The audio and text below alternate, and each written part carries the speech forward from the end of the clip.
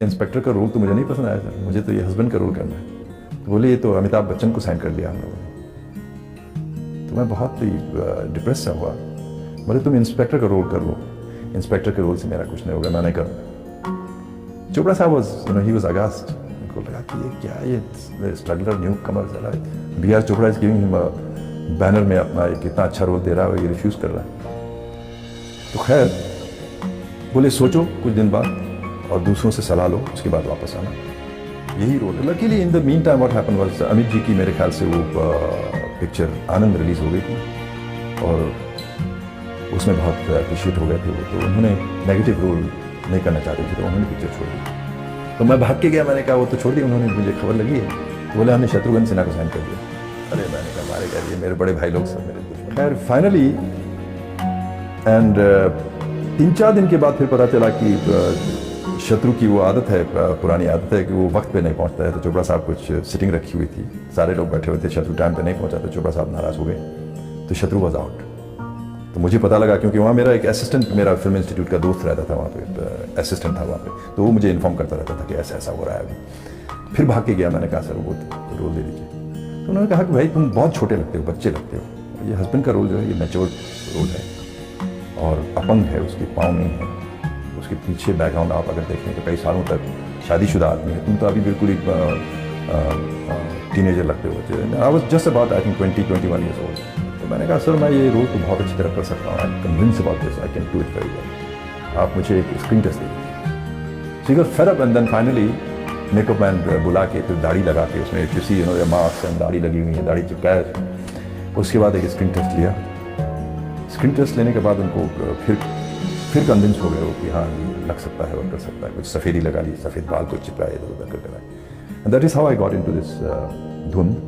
और धुन रिलीज़ हुई, उसके बाद तो वो पिक्चर अच्छी चली और मेरी बहुत तारीफ हुई। उसके बाद he was responsible for making Chopra साहब। हाँ दूसरी बात, फिर पिक्चर जब रिलीज़ हुई तो एक अफवाह फैल गई कि इंडस्ट्री में कि ये सिक्किम का लड़का है, इसको तो हिंदी बोलना नहीं आता है और इसका जो डायलॉग है ये डायलॉग जो है किसी और ने डबिंग किया हुआ है, ऐसी कुछ अफवाहें फैल गई। और दूसरी बात ये थी कि वो जो प्लेट फेंकने का जो शॉट था उस फिल्म में, that I suggested, I read the script and I said this guy must be introduced before hand. तो मैं बार बार उनके पास शूटिंग के दौरान जाता था, उनको बोलता था कि चोपड़ा साहब वो उसको इंट्रोड्यूस कर दीजिए, वो शॉट ले लीजिए, एक ही शॉट चाहिए मुझे, मैं प्लेट फेंक रहा हूँ, प्लेट टूट रहा हूँ। तो मेरे ख्याल से तंग आ गए थे मेरे मुझसे कि ये नया लड़का बार बार तंग कर रहा है। He was quite, I think the unit was quite fed up also. तो एक जोक बन गया था, जैसे डिनर पे बैठे हैं तो बोले कि ये हाँ भाई डनी अभी क्या सोचा है और आगे क्या क्या इम्प्रूव हो सकता है स्क्रीन प्ले में, ऐसे जोक बन गया था, सब लोग मुझे चिढ़ाते थे। मैंने कहा मुझे कन्विंसिंग लगा कि ये अगर एक कैरेक्टर इंट्रोड्यूस हो जाता तो बहुत ही अच्छा एक शॉट होगा। Then finally one day Chopra साहब was packing up to go to see a location around 4 o'clock it was, I remember. फिर मैं भाग के पहुँच गया, मैंने कहा सर वो शॉट तो ले लीजिए। He got fed up and he said धर्म जी, उनका छोटा भाई जो कैमरामैन है धर्म चोपड़ा जी, उनको बोला धर्म यार ये कब से ये दिमाग खा रहा है, ये कुछ शॉट की बात कर रहा है, पूछ लेना इससे तुम लोग लेना। Then he turn back and told me देखो ये शॉट रहेगा या नहीं रहेगा इसका कोई गारंटी नहीं है, तुम शॉट ले लो जो कुछ करना चाहते हो और दिमाग मत। वो चले गए। फिर धर्म चोपड़ा जी अपना पान खा रहे थे, उन्होंने कहा हम ऐसे करके फिर क्या शॉट जानी ऐसे कर। तो मैंने कहा सर ये मैं घूमूंगा और ये प्लेट फेंकूंगा और कैमरा के ऊपर प्लेट फेंकूंगा तो कैमरा तोड़ देगा तो टूट सकता है। तो उन्होंने वो कैमरे के सामने ऐसे रॉड्स लगाए, फिर रॉड्स के ऊपर और नीचे फिर रॉड्स लगाए, ऐसे करके उसको सेव किया। प्लास्टिक प्लेट जो मैंने मंगवा के रखा था अपने पास पहले से, फिर टर्न किया और मारा उसको, and that shot became so popular. In fact release के बाद प्रेस वालों ने इतनी तारीफ की उस शॉट की और चोपड़ा साहब की तारीफ हो गई। तो but now the man you know Chopra साहब, why I respect him so much, उन्होंने प्रेस कॉन्फ्रेंस बुलाई और प्रेस वालों को ये बताया कि ये जो आवाज़ है इसकी, जो वॉइस है ये इसकी अपनी आवाज़ है। और सेकेंडली वो जो जिस शॉट की आप लोग तारीफ कर रहे हैं इस लड़के के लिए, हाँ मैंने उनके साथ राजकुमार जी के साथ बहुत फिल्मों में काम किया और काफ़ी सक्सेसफुल फिल्मों में काम किया हम लोगों ने साथ में। तो उसी फिल्म के दौरान मिलना जुलना होता था, 1-2 बार उनके घर भी गया, विस्परिंग विंडोज ऐसे कुछ नाम थे, तो वहाँ भी साथ में बैठ के जाम भी पिए हैं हमने।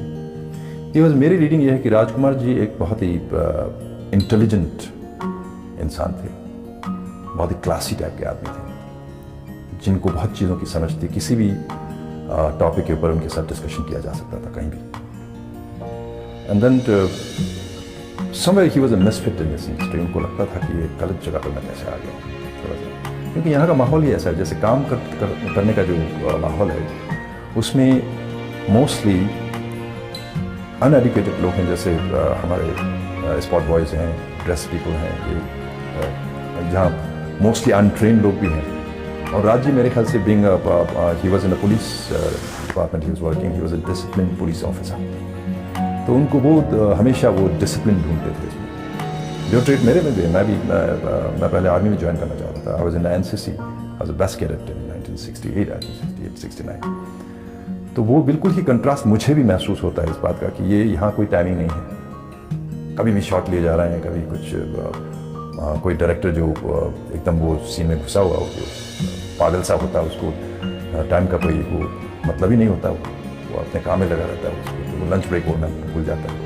कभी पता लगा कि 4 बजे सुबह डिनर हो रहे हैं, और पता लगा 3 बजे या 5 बजे दिन को कुछ लंच खा रहे हैं, और रात दिन शूटिंग हो रही है ऐसा। तो वो सारी चीज़ें मेरे ख्याल से राज जी को अच्छा नहीं लगता था।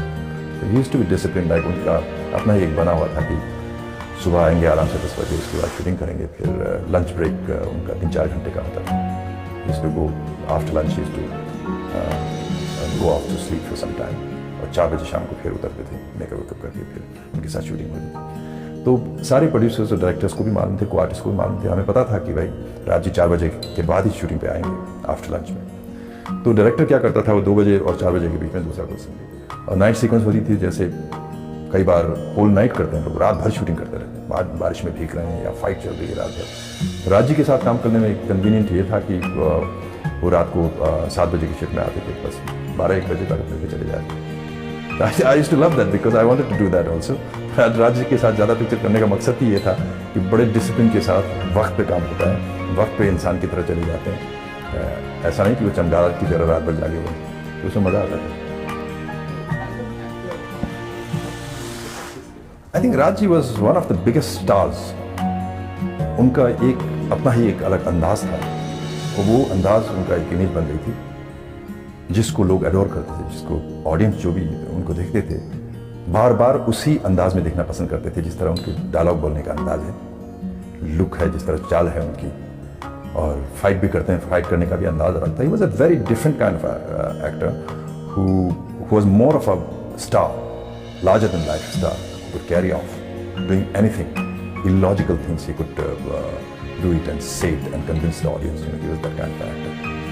So I enjoyed working with him, and हमें पता होता था कि कहाँ पे किस डायलॉग पे राज जी का ये अंदाज आएगा, और हमें पता था कि ऑडियंस, हम थिएटर पे जाके ऑडियंस के साथ देखेंगे तो यहाँ पे ताली पड़ेगी। और जानी आ गए हैं, उनके जूते भी दिखा देते, लोग ताली आ गए। ग्रेट गाय, और बहुत ही तमीज़ उनका था। मैं आपको एक चीज़ बताना भूल गया, बहुत तमीज़ वाले आते थे। जैसे एक बार उन्होंने मुझे बुलाया कि हम लोग बुलंदी की शूटिंग कर रहे थे, तो उन्होंने मुझे इनवाइट किया कि भाई कल शाम को पैकअप के बाद बैठते हैं वहाँ। तो उनके साथ मैं चला गया, and we had drinks together. और काफ़ी देर हो गई, और काफ़ी खाना वाना खाया, उसके बाद ड्रिंक ली, और काफ़ी टिप्सी भी हो गए थे हम दोनों। राज जी भी काफ़ी टिप्सी थे। But in that state he would come out of the house, गाड़ी तक आके गाड़ी का दरवाज़ा खोल के मुझे बिठाया उन्होंने, and then he thank me for coming over and spending beautiful time together. I mean he was that kind.